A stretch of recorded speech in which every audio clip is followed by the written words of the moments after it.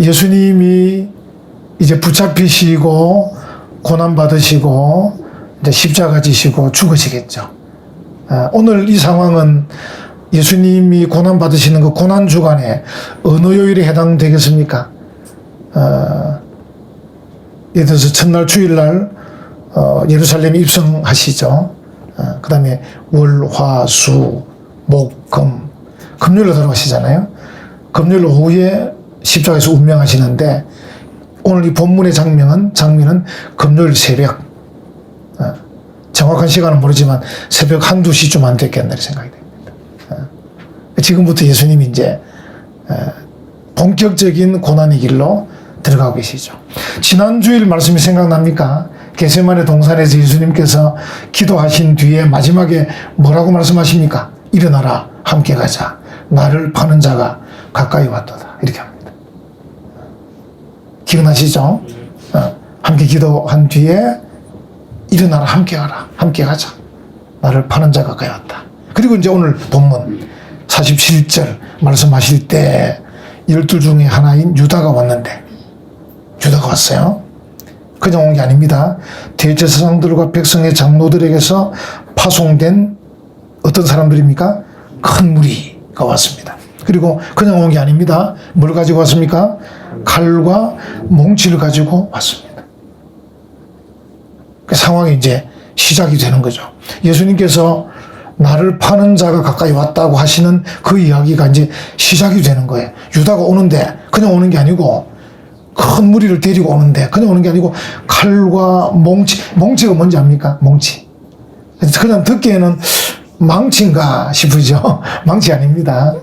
몽치는 곰봉. 요즘 말로 말하면 요즘 우리 옛날에 그 데모 많이 할 때 그 경찰들이 들고 있던 그 나무 막대기, 곰봉입니다. 그래서 이제 추측해 보면 칼을 든 사람들은 로마 군인들이 있을 것이고 이 몽치를 든 사람들은 대제사장의 그 종들이 있을 것이다. 이렇게 생각이 됩니다. 그래서 이제 칼과 몽치를 가지고 왔다. 이렇게 하는 것이죠. 그러니까 이게 지금 이 예수님이 이제 고난받으시고 죽으시는 일의 본격적 시작이 이제 되는 거죠. 그리고 이제 오늘 결론 한번 보십시오. 56절 보시면 마지막에 이에 제자들이 다 예수를 버리고 어떻게 합니까? 도망하니라. 무슨 말입니까? 예수만 혼자 남았다는 거죠. 그러니까 큰 무리가 칼과 몽치를 들고 오니까 결론적으로 중간에 조금 뭐 주고받는 말이 있었지만 결론적으로 다 도망가고 예수만 혼자 남았다는 거죠. 그래서 이제 붙잡혀 가는 것이죠. 다른 성경을 보면 도망가는 모습도 다양한데 어떤 사람은 이제 누가 붙잡으니까 이제 유대인들 옷은 이 뭡니까? 이 한 통으로 된 옷인데 그거 훌러덩 벗어버리고 벌거벗고 도망갔다고 이렇게 표현도 나와 있습니다. 이제 마가라는 사람이 자기가 그래 도망갔다고 표현을 하고 그 상황이 얼마나 급박했는가를 조금은 짐작을 할 수 있는 것이죠. 지금 오늘 설교 제목을 어떻게 잡았습니까? 성경대로 자제하시는 예수님. 다시 말하면 성경대로 행동 않고 참으시는 하나님, 예수님. 그렇게 이제 제목을 잡았는데, 왜냐하면 하나님이 뜻하신 바를 이루시기 위해서 예수님께서 행동하지 않으셨다, 이런 말이죠. 행동하지 않으셨다. 여러분, 힘이 있는데 행동하지 않는 것은 큰 능력을 발휘하는 거예요. 힘이 있는데 행동하지 않고 참는다는 것은 뭔가 보다 더 큰 일을 이루기 위함이기 때문입니다. 우리 답은 알고 있잖아요. 예수님께서 인류를 구원하기 위해서 지금 자제하시는 거죠. 자제하시는 것 때문에 성경대로 일이 이루어지고 있다는 것이죠. 그래서 이제 예수님을 붙잡으러 사람들이 이렇게 왔고 예수님은 힘을 발휘하지 않으시고 자제하시고 그리고 제자들은 도망가고 예수님은 붙잡혀가고 그렇게 해서 죽으시는 이 과정을 지금 우리에게 말씀하고 있습니다. 이 예수님이 붙잡혀가는 이 과정 속에 이제 유다가 배반을 했지 않습니까? 앞에서 이제 유다가 배반할 거라고 말씀하셨고, 말씀하신 대로 또 예수님이 나를 파는 자가 가까이 온다고 하셨고, 실제로 유다가 왔는데 혼자 오지 않고 군인들과 종들을 데리고 지금 칼과 몽치를 가지고 온 거예요. 왔는데 이 유다가 얼마나 비열한가 하는 게 이 내용이 나옵니다. 그냥 예를 들어서 예수님 붙잡아 가도 좀 그러하긴 한데, 이 유다가 지금 하는 이 어떤 행동들이 비열한 거예요. 비열. 크게 두 가지 나오는데 한번 보십시오. 여기 보시면 48절, 예수를 파는 자 유다지 않습니까? 그들에게 따라온 이 군인들과 종들, 그들에게 군호를 짜. 군호도 좀 어려운 말인데 영어로 하면 사인. 예. 헬라어로 하면 세메이온인데, 세메이온이 이제 비슷하죠. 세메이온, 영어로 사인 이렇게 되는데, 이제 내가 이런 신호를 보내면 그 사람이 예수다, 이런 뜻입니다. 이렇게 이제 한자어로 써놔서 그런데, 그래서 이제 그들에게 군호를 짜 이르되 하고, 이제 그 군호가 뭐냐면 내가 입 맞추는 자가 그이니 그를 잡으라, 이렇게 합니다. 아니, 세상에 자기 선생님 예수님을 잡는데 그 군호를 짜기를 내가 입 맞추는 자가 그 예수다, 이렇게 하는 거죠. 여러분, 이제 그 당시에 입을 맞추는 것은 두 가지인데, 하나는 충성의 표시이기도 하고요. 충성의 표시. 여러분, 영화 같은 거 보시면 아시죠? 왕의 손에 입을 맞추기도 하고, 그죠? 이렇게 입을 맞춘다는 뜻은 내가 당신에게 충성하겠습니다, 이런 표시이기도 하고, 또 우정의 표시이기도 해요. 너와 나는 친구다. 입을 맞출 정도로 친한 친구다. 그래서 이제 그 당시에 그 문화로 볼 때 입을 맞춘다는 것은 굉장히 이 친밀한 관계죠. 충성스러운 관계, 우정의 관계. 아니, 이 제자가 자기 선생님을 팔아먹는데 그 군호, 사인을 정하기를 내가 입 맞추는 그 사람이 예수다, 그 사람을 잡으라, 이렇게 지금 말하고 있는 거예요. 차라리 다른 좀 이래 사인을 정하면 좋았을 텐데, 참 마음이 저도 참 아픕니다. 어떻게 이런 사인을 정했을까 싶습니다. 그리고 또 있습니다. 이 유다의 비열한 모습이. 49절 한번 보십시오. 곧 예수께 나와 라비여 안녕하시옵나이까. 여기 이제 헬라어로 카리에테인데, 카리에테. 우리가 이제 헬라어로 은혜가 카리스거든. 카리스. 카리에테. 이게 지금 예수님을 잡으러 와서 이제 입을 맞추려고 하는데 인사말이 라비여, 선생님 안녕하십니까? 우리 교회로 말하면 은혜와 평강 가운데 계십니까? 이런 뜻이에요. 이게 말이 되는 겁니까? 예수님을 잡으러 와서 예수님에게 지금 은혜를 묻는 거예요. 평강을 묻는 거예요. 그냥 한국말로 번역하니까 안녕하십니까, 이렇게 됩니다. 카리에테 라비, 이렇게 하면. 그 당시에 그 유대인들이 정말 그들이 축복하는 말이거든요. 카리에테란 말이 축복하는 말이에요. 은혜 가운데 있죠, 평안하시죠, 이런 말이란 말이죠. 근데 그걸 지금 예수님을 붙잡으러 와가지고 내가 입을 맞추는 그 사람이 예수다, 그 사람 잡으려 해놓고는 이제 입 맞추러 가는데 그냥 입만 맞춰도 또 나을 텐데, 라비여, 선생님 카리에테 은혜와 평강 중에 계시죠, 이러고 있는 거예요. 그러니까 참 이게 생각을 해보면요, 우정의 표시, 충성의 표시, 축복의 표시가 이 배신의 표시로 될 수 있다는 것이죠. 진짜 마음이 아프죠.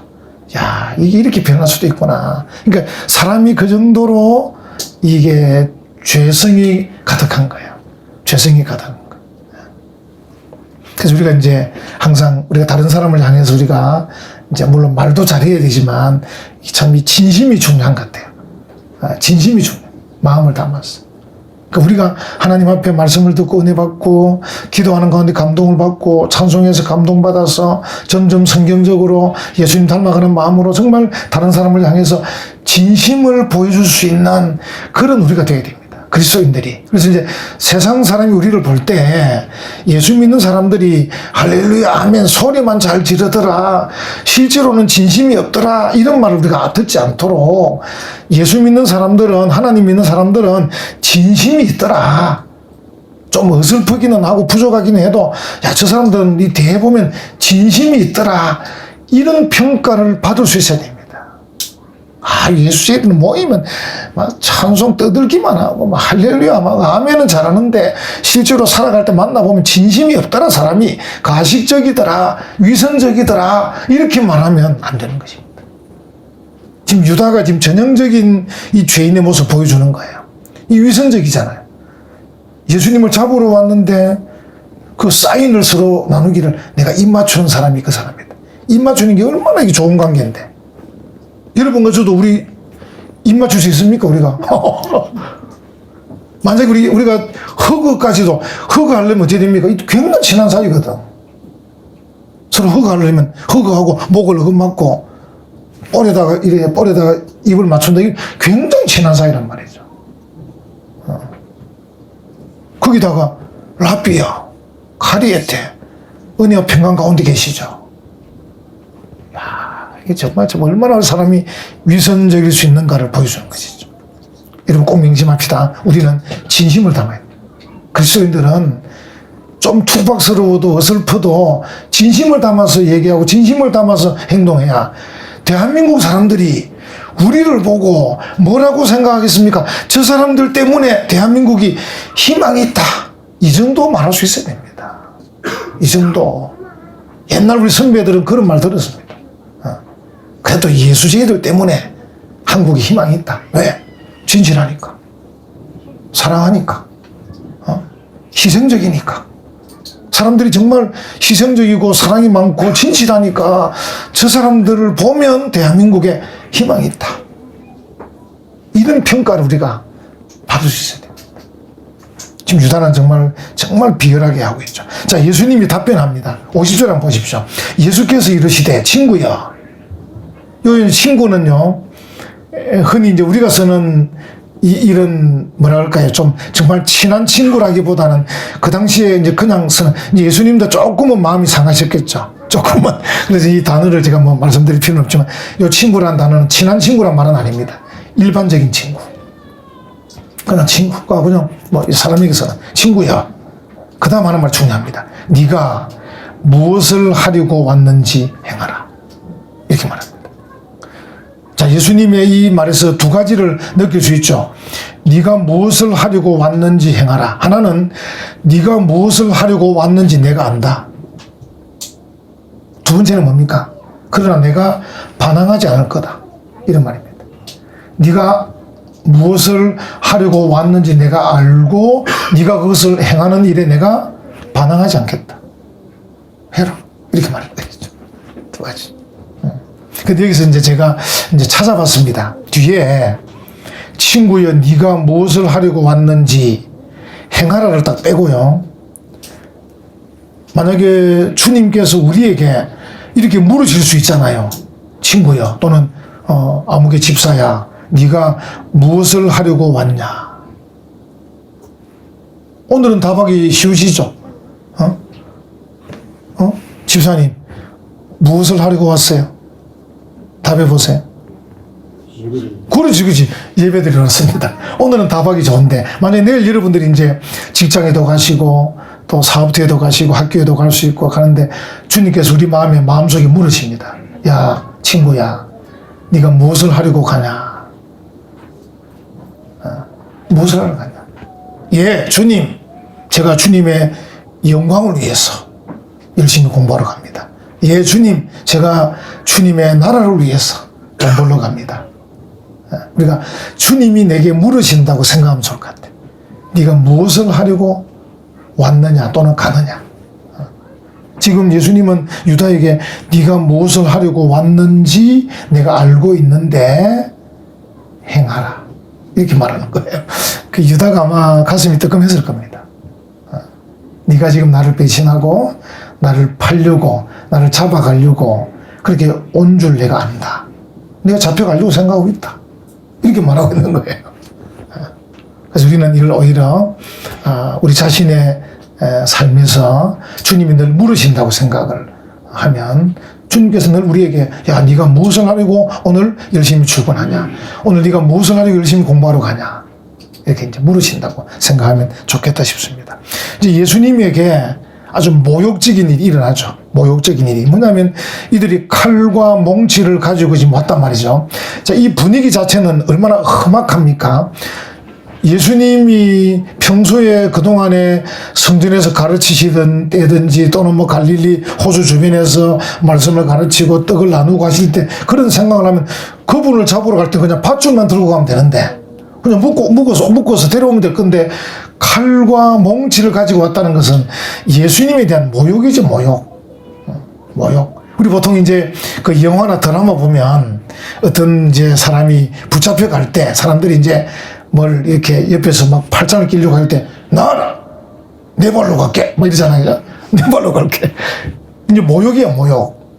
내가 뭐 붙잡혀 내 자발로 갈 테니까 나 붙잡지 마라 이렇게 해서 이제 탁 걸어가시는 그런 모습들이 드라마나 영화에 나오는데 지금 예수님에 대해서도 칼과 몽치가 필요 없는 상황인데 그냥 와서 예수님 대제사장이 좀 보자 합니다 갑시다 이러면 예수님이 뭐 따라가실 건데 아니면 밧줄 정도로 묶어서 가면 되는데 칼과 몽치를 가지고 왔다는 이 곤봉은 아까 말한 곤봉은 이 시위하는 데모하는 사람을 진압하는 그런 무기인데 예수님이 지금 데모하는 것도 아니고 겟세마네 동산에서 기도하고 계신데 곤봉으로 제압할 이유가 전혀 없는데 칼과 몽치로 왔다는 것은 예수님을 모욕하는 거죠. 모욕.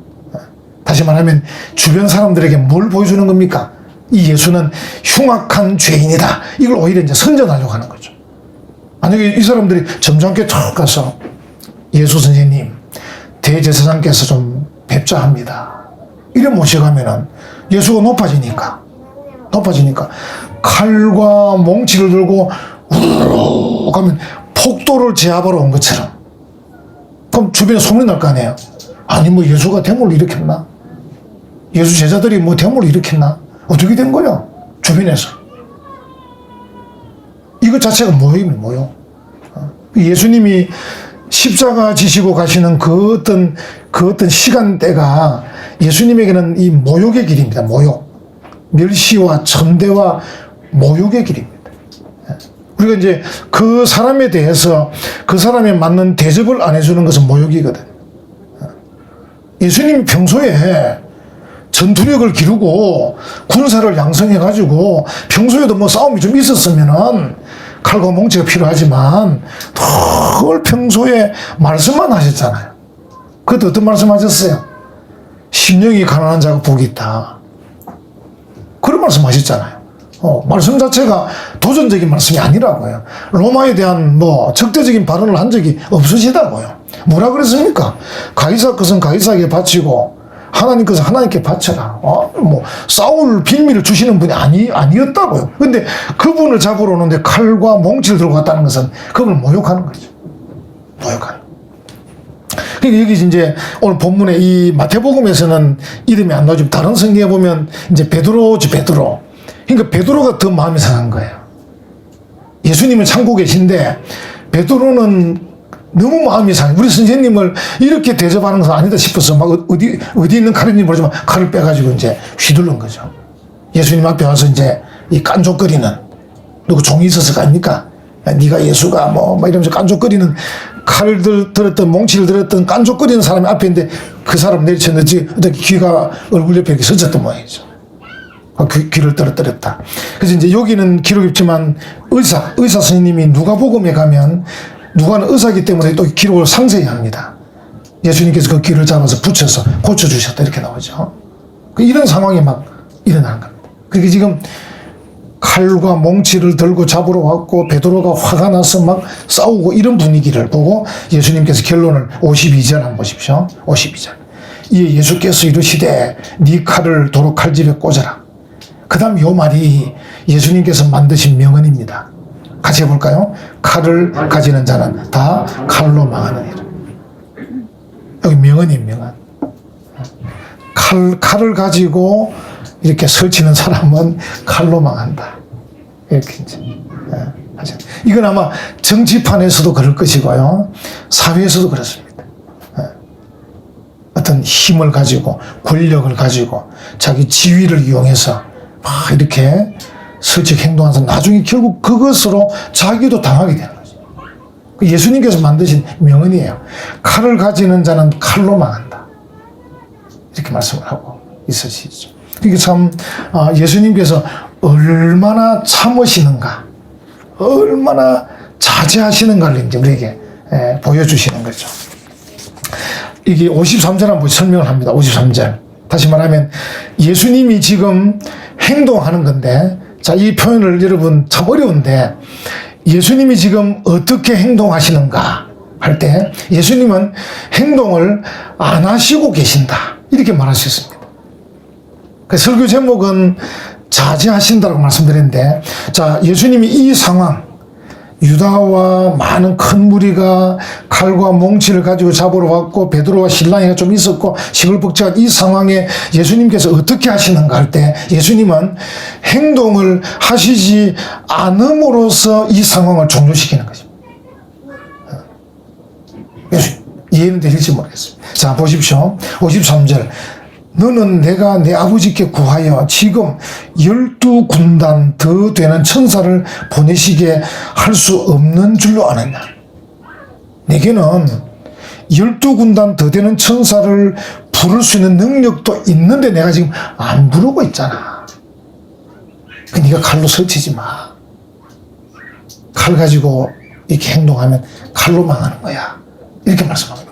이제 12군단은 그 당시 이제 이스라엘이 로마의 지배를 받고 있었기 때문에 로마의 군대 편제거든요. 로마의 군대 편제 1군, 한 군단이 한 6천 명 정도 됩니다.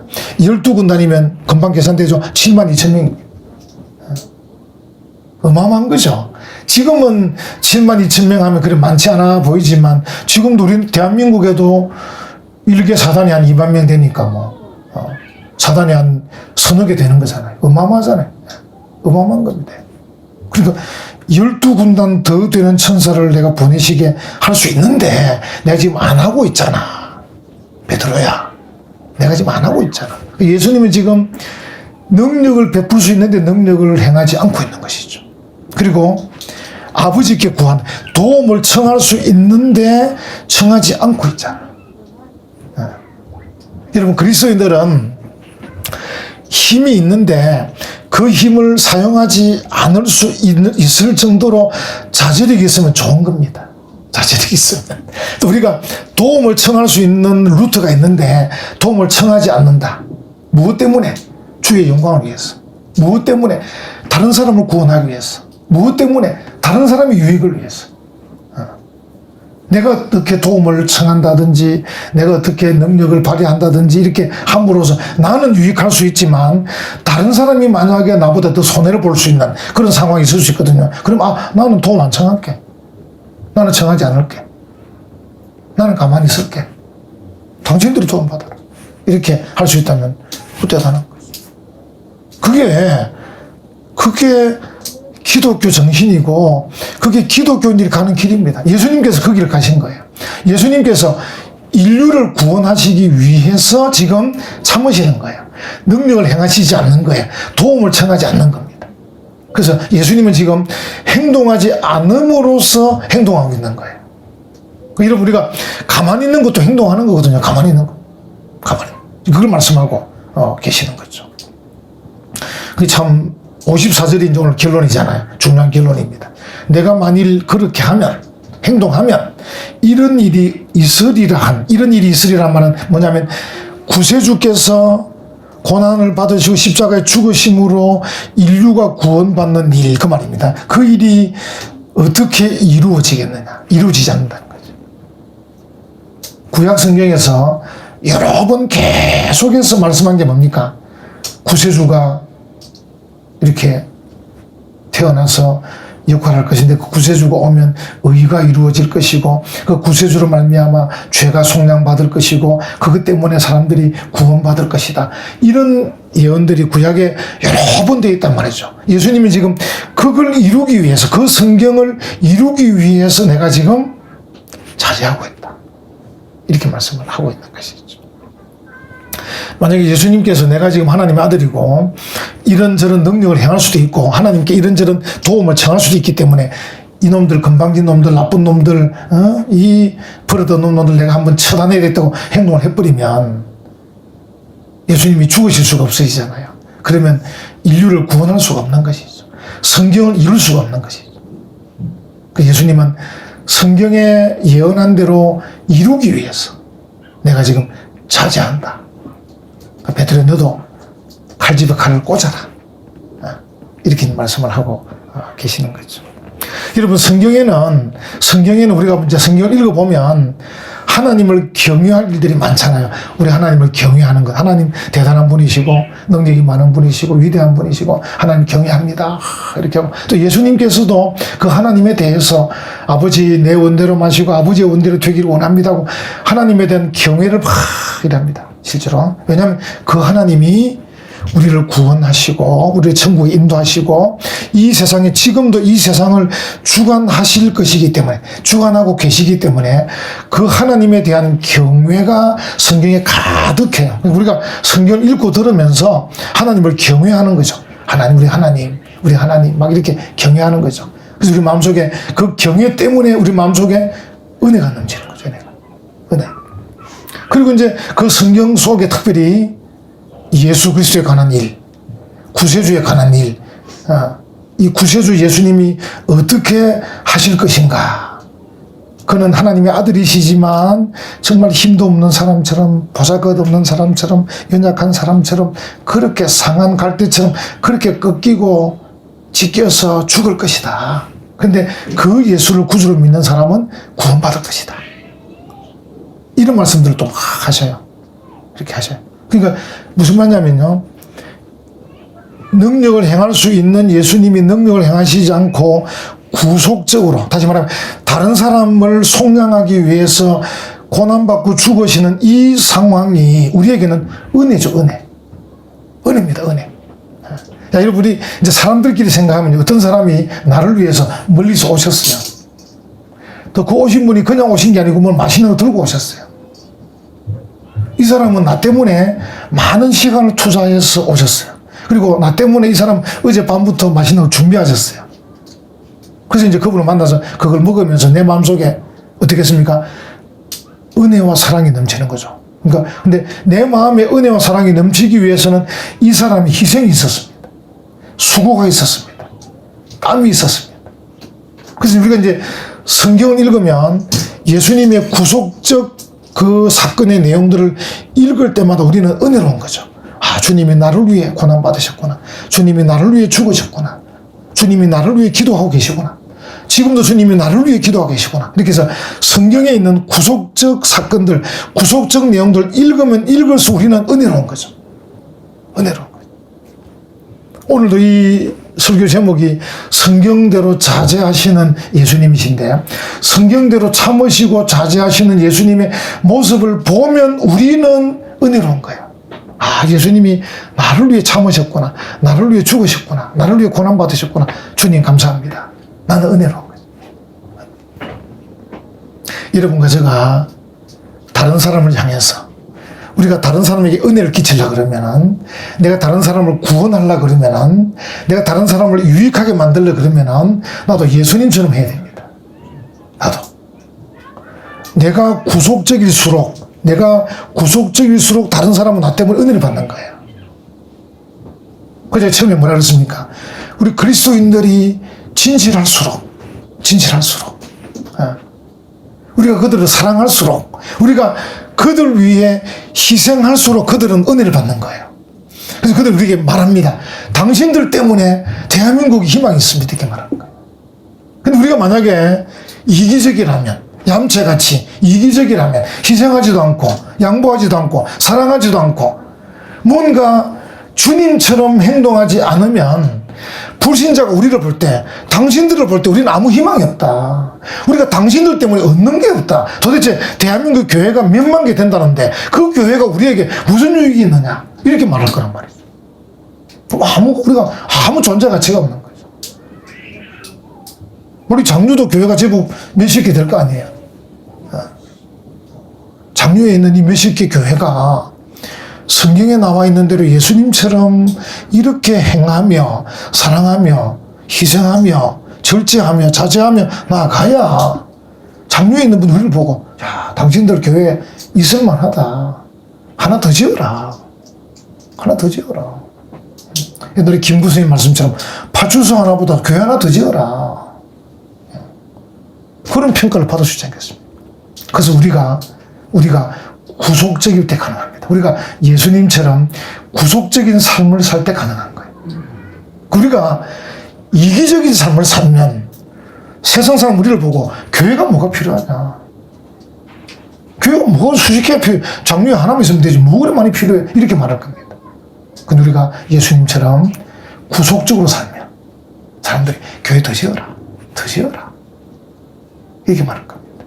여러분과 제가 오늘 이 예수님의 모습을 보면서 주의 이름을 위해서, 주의 영광을 위해서, 다른 사람의 구원을 위해서, 다른 사람의 유익을 위해서, 대한민국의 구원을 위해서 우리 예수님처럼 자제하며 진실하게 희생적으로 사랑하며 믿음으로 살아가는 우리 모두가 되기를 간절히 축원합니다. 아멘.